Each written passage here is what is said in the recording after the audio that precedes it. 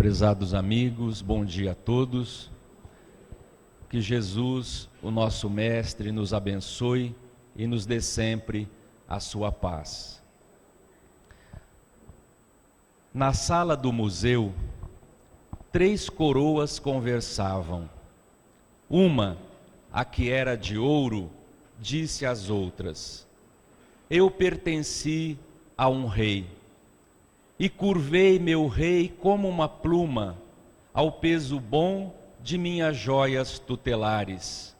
Tive um reino a meus pés com soldados e teares, e torres altas e brancas como luas, e searas mais maduras, mais louras que o sol, e navios enormes como os templos de Deus e os palácios dos homens.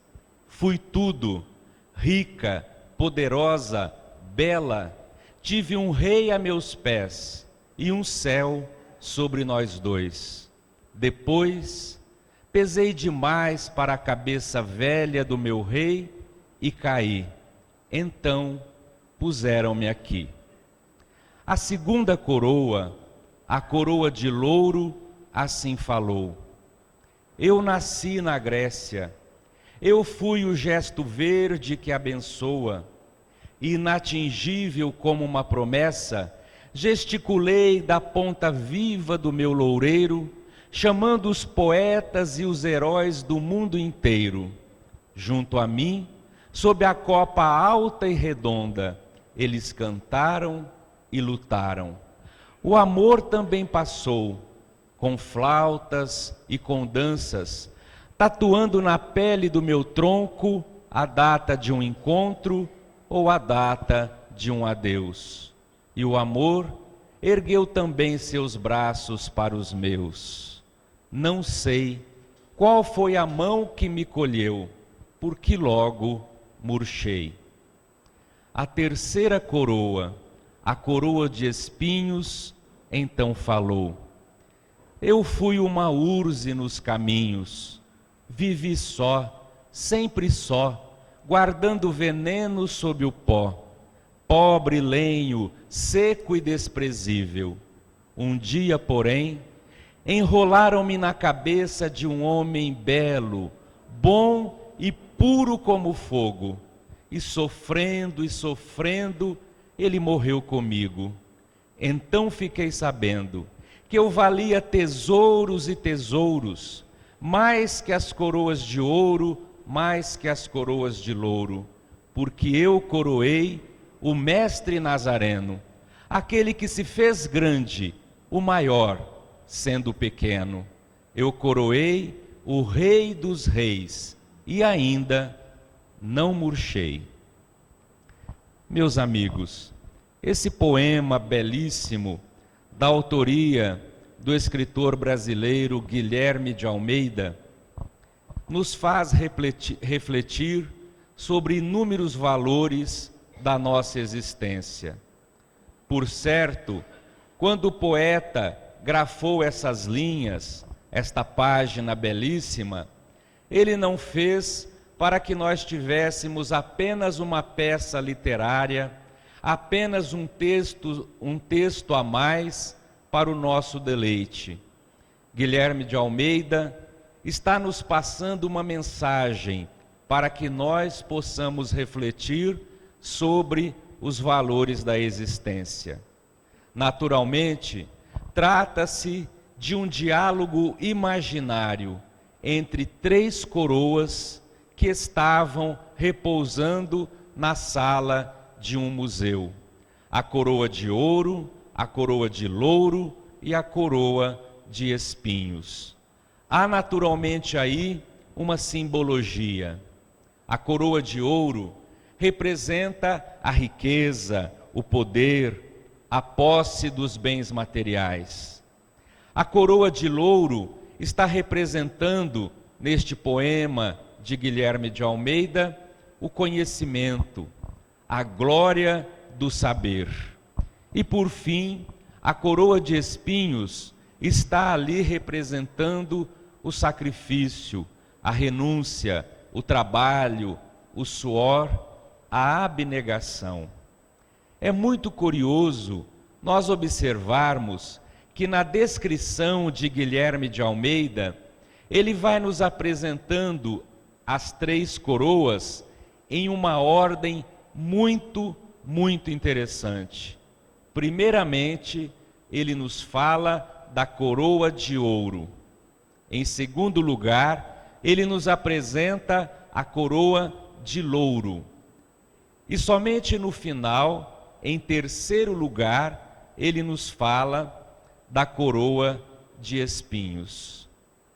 Quando li esse texto desse famoso escritor brasileiro, foi impossível não traçar um paralelo com os ensinamentos do Espiritismo. Porque nós temos aprendido na doutrina espírita que nós somos espíritos. Nós não somos esse corpo. O corpo físico é apenas vestimenta da alma. É apenas o nosso veículo de manifestação nessa dimensão material, na dimensão física. Mas nós não podemos confundir o espírito com o corpo, da mesma maneira que é impraticável confundirmos o corpo com a veste. Esse corpo físico é apenas a nossa veste. Somos espíritos. Nascemos das mãos do Criador, simples e ignorantes. E Deus, na sua sabedoria infinita, nos propiciou, através da lei de reencarnação, esse caminho evolutivo que todos nós precisamos seguir. A nossa meta, o nosso fim é a perfeição espiritual, a plenitude, a conquista da paz e da felicidade legítima. Mas, até alcançarmos esse desiderato, nós precisamos nascer, renascer inúmeras vezes. Precisamos aprender com as lições de cada existência. Desse modo, nós somos espíritos viajores na eternidade. Cada nova existência, um passo à frente em nossa jornada. Cada nova experiência, uma nova colheita de bênçãos para o nosso crescimento e para a nossa ascensão espiritual. Assim, a vida na Terra significa para o espírito uma grandiosa oportunidade de crescimento. Não nascemos aqui, não estamos tendo essa experiência unicamente para desfrutarmos das bênçãos e das alegrias e das sensações da vida material. O plano divino é muito maior do que isso. Por isso, não podemos nos perder nos caminhos da vida. Não devemos seguir pela existência como se estivéssemos em um passeio turístico. Apenas descanso, prazer, alegrias. Não devemos seguir pelos caminhos da vida como se estivéssemos deslizando de patins. A vida é uma santa oportunidade. E aqui estamos para um aprendizado grandioso, para colhermos novas e novas experiências.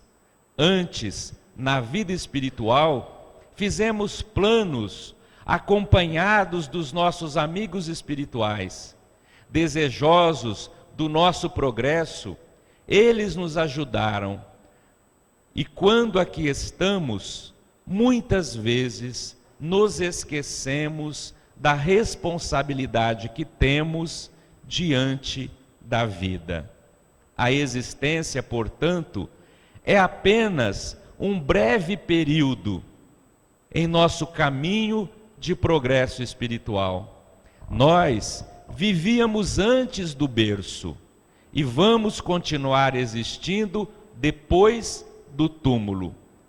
O que vai definir o nosso futuro é exatamente o presente. o que estamos fazendo das oportunidades que a vida nos oferece a cada dia na atual encarnação. Por isso mesmo, a doutrina espírita nos assegura que diante desta belíssima oportunidade que é vivermos aqui na Terra, nós não podemos nos perder pelo caminho, não podemos buscar os atalhos, não podemos seguir atendendo o chamado das ilusões da existência. Nós precisamos sim repensar a vida e sempre buscarmos o caminho que nos conduz ao aperfeiçoamento, para que daqui saiamos vitoriosos. Por isso, é preciso estarmos sempre atentos. Daí, nós começamos a entender a intuição perfeita do escritor Guilherme de Almeida, quando ele nos apresenta as coroas nessa devida ordem. Primeiro, ouro, depois o louro e só depois o espinho. Por que ele fez isso? Isso se encaixa perfeitamente na importância dos valores que os homens aqui na Terra dão às coisas. Quase sempre, com algumas exceções, quando estamos aqui na existência física, esquecidos da nossa responsabilidade de que somos espíritos imortais, que não terminamos no túmulo, nós concentramos as nossas forças, os nossos desejos na posse. Queremos primeiramente buscar a coroa de ouro.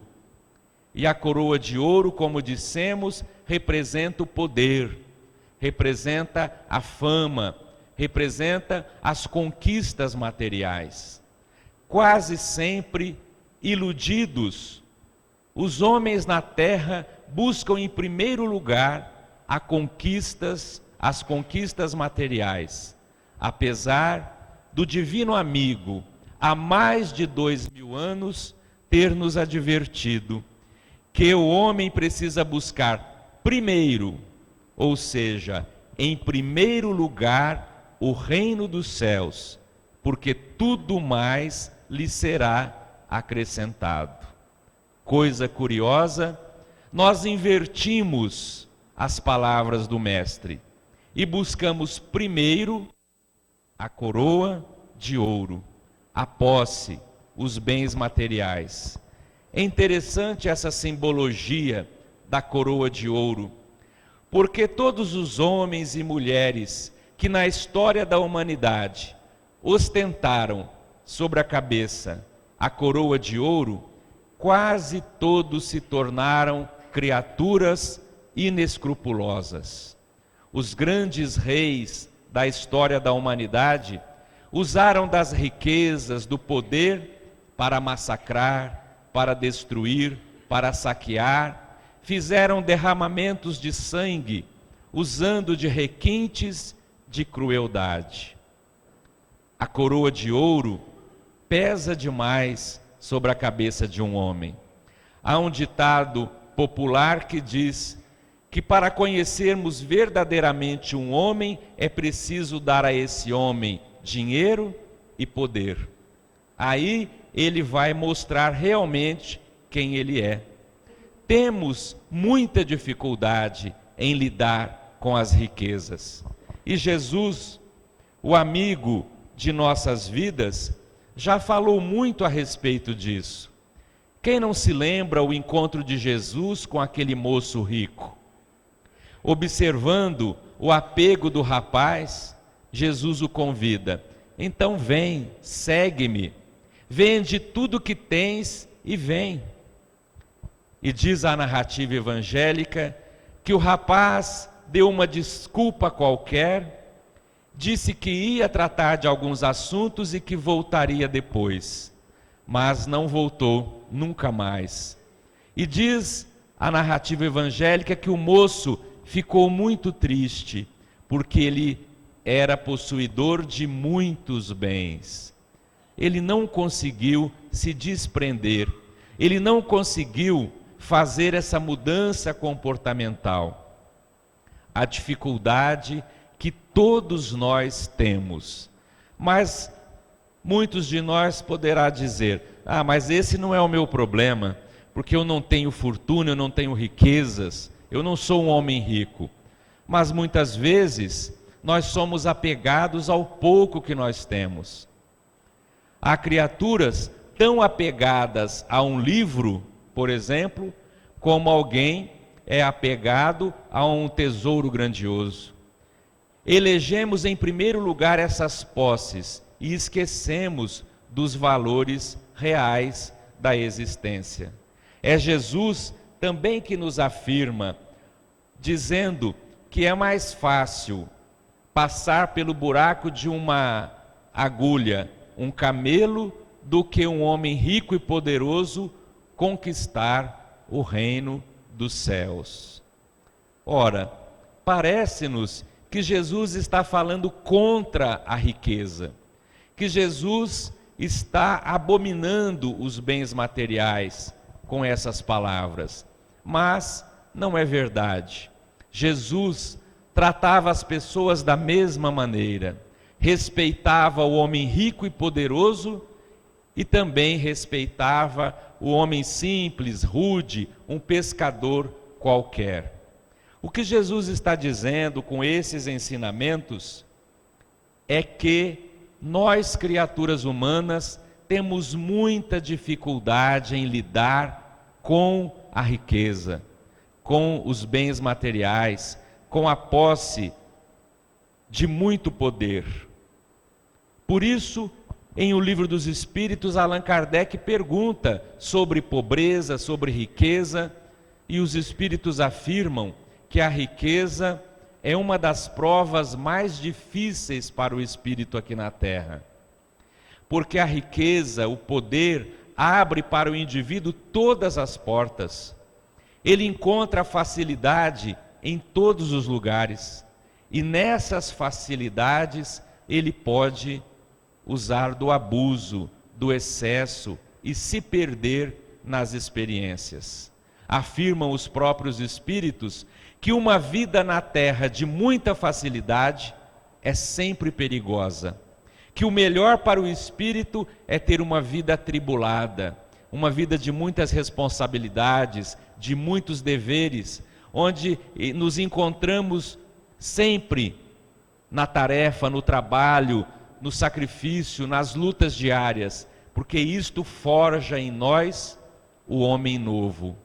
Toda facilidade nos leva à acomodação, a estacionar, a sentar na poltrona da preguiça e dali não se levantar por muito e muito tempo. Por isso, Guilherme de Almeida nos apresenta em primeiro lugar a coroa de ouro, porque quase sempre é o primeiro interesse da criatura humana. Mas riqueza passa, é apenas uma condição social. Aquilo que o homem afirma é meu, de repente passa das mãos desse homem para outro homem, escorre por entre os seus dedos, porque verdadeiramente nada nos pertence. Até o corpo é empréstimo divino. Nós abandonamos o corpo no fenômeno da morte. Por isso, toda riqueza passa. Por isso, a coroa de ouro fala naquele diálogo imaginário: um dia, porém, pesei demais para a cabeça velha do meu rei e caí. Então puseram-me aqui. Porque sempre chega o momento em que isso passa, sai de nossas mãos e nós precisamos então encarar as nossas responsabilidades, o uso que fizemos desse talento. E eu me recordo da figura inesquecível de Chico Xavier. Chico Xavier nos disse, com relação à posse dos bens materiais. Ele disse assim certa vez: meus irmãos, em matéria de dinheiro, é melhor que nos falte 1 milhão do que venha nos sobrar alguns centavos. Veja a sabedoria de Chico Xavier. É melhor que nos falte 1 milhão do que venha nos sobrar alguns centavos. Ele estava dizendo com isso que o homem precisa do necessário. Tudo além disso é risco para o nosso empreendimento espiritual aqui na terra, porque é perigoso fazermos uso desses valores. Não estamos condenando a riqueza, porque o apóstolo Paulo também disse em uma de suas epístolas: há anjos do Senhor entre os pescadores e há anjos do Senhor na casa de César. Ou seja, existiam tarefeiros do bem entre o povo, mas também existiam entre os ricos, os poderosos de então. A questão não é ser rico ou não ser rico. A questão das nossas reflexões é exatamente como lidamos com esses valores. Em segundo lugar, Guilherme de Almeida nos apresenta a coroa de louro. E o simbolismo desta coroa é o conhecimento. Os grandes vates, os pensadores, são representados com a coroa de louro, porque possuem o conhecimento das coisas. E o conhecimento é muito importante para o espírito. É um valor importante. O próprio Jesus nos afirmou: conhecereis a verdade, e a verdade vos libertará. O conhecimento é muito importante. Entretanto, é uma dessas ferramentas que nós precisamos aprender a manusear. Uma enxada, por mais útil que ela seja, se ela ficar acomodada, encostada durante muito tempo, a ferrugem vai destruí-la. O conhecimento é a mesma coisa. É importante a posse do conhecimento, sim, mas esse conhecimento por si só não basta. É preciso que esse conhecimento esteja nos transformando. É preciso que o conhecimento esteja trabalhando a nossa intimidade, transformando-nos para melhor. Porque um dos grandes riscos do homem apenas buscar conhecimento é ele entrar no gelo da indiferença. Quem conhece, se torna um grande conhecedor e apenas isso. E na seara do Jesus, o conhecimento é para nos transformar em homens de ação. O conhecimento espírita, por exemplo, é de suma importância para nós. Precisamos estudar para melhor compreender, e melhor compreendendo, melhor servir. Mas se nós só buscamos o conhecimento, nos transformamos em doutores da lei, como os doutores do passado. Nós vamos nos reunir para discutir Kardec.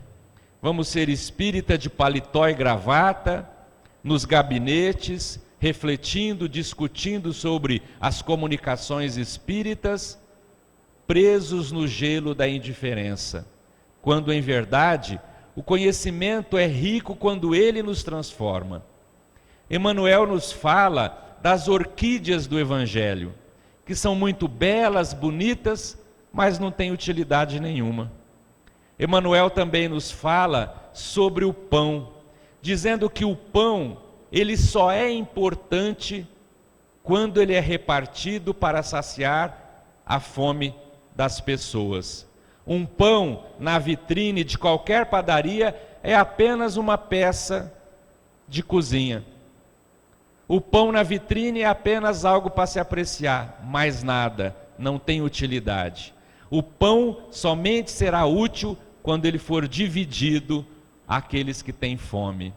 Da mesma maneira, O conhecimento não pode nos transformar em orquídeas do Evangelho. O conhecimento não pode nos transformar em doutores, e apenas isso. O conhecimento é importante, mas precisa nos transformar em homens de bem, homens de ação. Jesus, prezados amigos, necessita de bocas que se abram para falar do Evangelho, mas muito mais de bocas que se abram para falar, ele precisa de homens e mulheres dispostos a vivenciar a mensagem do Evangelho. Há uma frase do espírito irmão José, através do médium Carlos Bacelli, que eu acho muito interessante. O benfeitor espiritual afirma que quem mantém a vida no planeta não são os grandes oradores, não são os grandes escritores, os grandes pensadores. Quem mantém a vida no planeta são essas mulheres, mães, que no anonimato renunciam, sacrificam-se em favor da harmonia da família.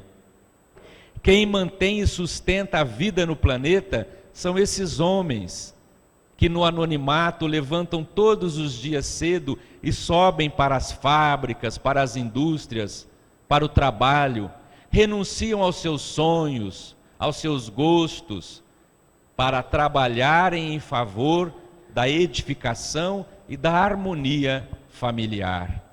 Então, mais que grandes oradores, Jesus precisa de vivência no Evangelho, de exemplos no dia a dia. Então, se o conhecimento é importante, ele precisa nos transformar para homens de ação. Mais do que homens teóricos, Jesus precisa de homens de ação, que trabalham na implantação desse reino de paz. Mais uma vez, a sabedoria de Chico Xavier. Ele disse certa vez: quem sabe pode muito, mas quem ama pode muito mais. Quem sabe pode muito, mas quem ama pode muito mais. Então o conhecimento é luz, é importante, mas esse conhecimento tem que nos transformar em criaturas melhores. Disse também Chico Xavier que a luz da doutrina espírita, o conhecimento espírita, é luz meridiana no nosso caminho. Primeiramente, ilumina a nossa mente, a nossa consciência. Depois, essa luz do Espiritismo escorre para o nosso coração e transforma-nos para sentimentos melhores. Mas não para aí o trabalho do conhecimento espírita. Se essa luz do conhecimento espírita ilumina a nossa consciência, escorre para o nosso coração, transformando-nos em melhores sentimentos, esta mesma luz deverá seguir o trajeto, escorrer para os nossos braços e transformar as nossas mãos em ferramentas de trabalho no bem. Conhecimento espírita só na cabeça é indiferença para com a vida. Conhecimento espírita na cabeça e no coração promove apenas emoção. A gente chora lendo uma página de Emmanuel, a gente se emociona lendo uma página de André Luiz. Só isso. E Evangelho é mais que razão, é mais que emoção. Evangelho é sobretudo ação. É preciso que essa luz transforme as nossas mãos em ferramenta no bem. E em terceiro lugar, nesse diálogo imaginário de Guilherme de Almeida, ele nos apresenta a coroa de espinhos. Por que será que ele apresenta em último lugar a coroa de espinhos? Será porque nós aqui na terra não estamos dispostos ao sacrifício, não é? A gente quer o ouro, a gente quer o louro, a gente quer as facilidades. se recordam dos momentos de alegria do Evangelho de Jesus? Quando ele multiplicou pão e peixe, uma multidão estava à sua volta. Quando ele se transfigurou e os Espíritos se materializaram, João, Pedro, os apóstolos que estavam com ele, ficaram tão emocionados. Pedro chega a dizer: Senhor, vamos ficar aqui, nós vamos erguer uma tenda para o Senhor, outra para os Espíritos e uma para nós. E Jesus diz: não, Pedro, é preciso descer o monte, o povo nos espera lá no vale. Que alegria estar do lado de Jesus quando ele transformou a água em vinho. Que delícia estar do lado do Mestre quando ele curou a lepra, curou os paralíticos, os cegos. Que maravilha! Mas no momento da crucificação, no momento do testemunho, a multidão se dispersou. E mesmo seus amigos correram assustados. Somente João, o evangelista, e algumas mulheres abnegadas e sua mãe estavam ali no momento supremo da crucificação. Porque todos nós somos ainda cristãos sem Cristo. A gente quer ser cristão na hora da alegria, mas na hora do testemunho, nós não queremos. Quando chega para nós a coroa de espinhos, a gente reclama, a gente lastima, a gente se queixa. Nós, fazendo um paralelo, nós queremos ser espíritas na hora da alegria, ouvir palestras de manhã, ouvir esse coral maravilhoso, essa música que nos eleva, é maravilhoso, estudar, conhecer. E na hora do trabalho, na hora que a gente precisa colocar a mão na massa, não é? Aí a gente dá uma desculpa, arruma uma história e a gente vai recuando no momento da ação, no momento do testemunho. E quando o testemunho é maior, que a dor nos visita, uma dificuldade familiar grandiosa, a gente pergunta: por que isso? Então o que adianta eu ir no Francisco de Assis? O que adianta eu trabalhar no bem? Olha o que está me acontecendo, cadê doutor Bezerra que não me ajuda?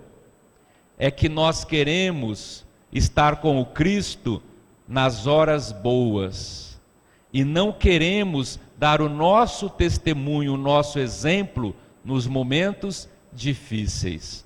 Por isso, a coroa de espinho, representando a renúncia, o sacrifício, o trabalho, o esforço, é apresentado em último lugar. Porque quase sempre, nós ainda, com a nossa fé pequena, tão pequena que Jesus disse que se ela for do tamanho de um grão de mostarda, e a mostarda é uma das menores sementes que existe, não é? Podia ser assim, uma semente, um caroço de manga, um caroço de abacate, não é? Mas não, é um grãozinho de mostarda. Se a nossa fé for desse tamanho, disse Jesus, nós poderemos fazer muitas coisas. Então a nossa fé é muito, muito pequena. E na hora do testemunho, nós não queremos. Mas precisamos compreender o sentido da vida. A vida nos dá tantas coisas, mas a vida também nos pede colaboração na obra do Criador. Diz André Luiz em Evolução em Dois Mundos, que nós espíritos que estagiamos nesse início da evolução, nós somos co-criadores em plano menor. O meu exemplo de amor pode transformar muita coisa, mas também o meu exemplo negativo pode influenciar muitas coisas. Nós criamos em plano menor. Daí a importância de nós pensarmos no nosso testemunho, porque afinal foi Jesus que nos ensinou: quem quiser vir após mim, tome a sua cruz e siga-me. É preciso abraçar a responsabilidade da cruz.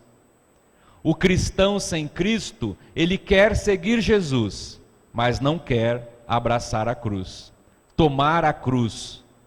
Na verdade, se possível fosse, nós gostaríamos de jogar essa cruz fora, não é?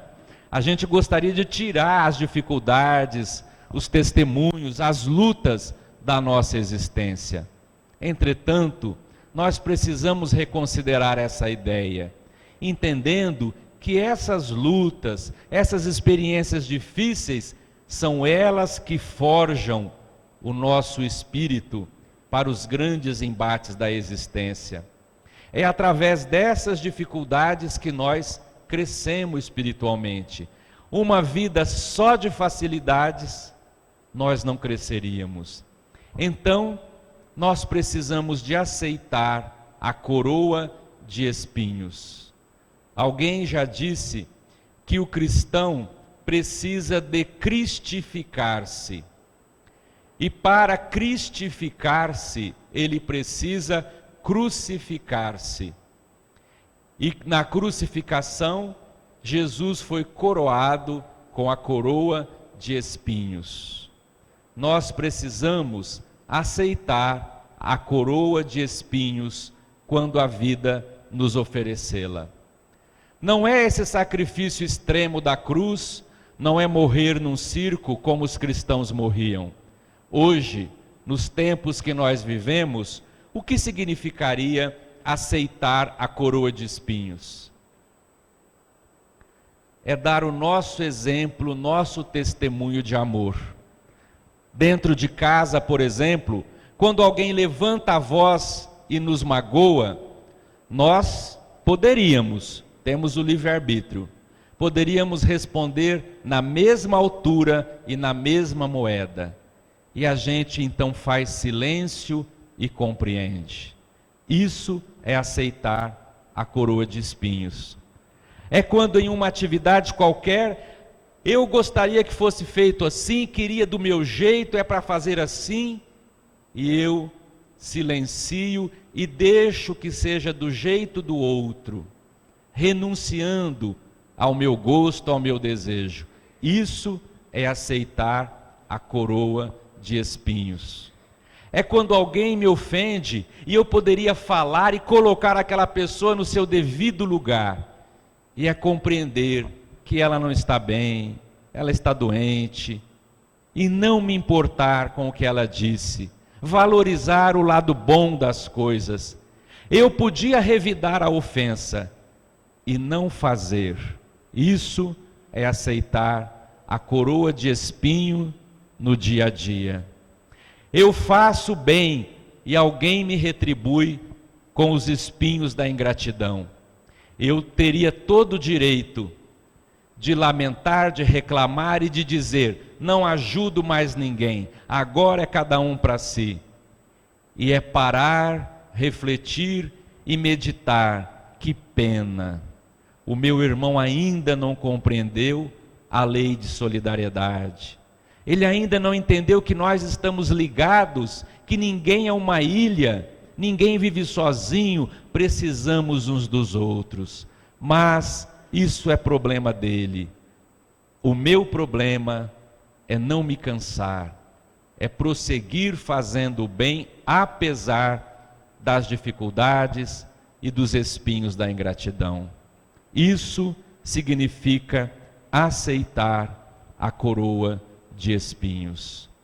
Então, prezados irmãos, neste domingo abençoado, quando estamos desfrutando dessas vibrações amigas da casa de Francisco de Assis, e recordamos esse belíssimo poema, e com ele fomos fazendo ponte com todos os ensinamentos que a doutrina espírita nos oferece, o nosso propósito é que nós repensemos a nossa existência, os valores reais para o espírito aqui encarnado.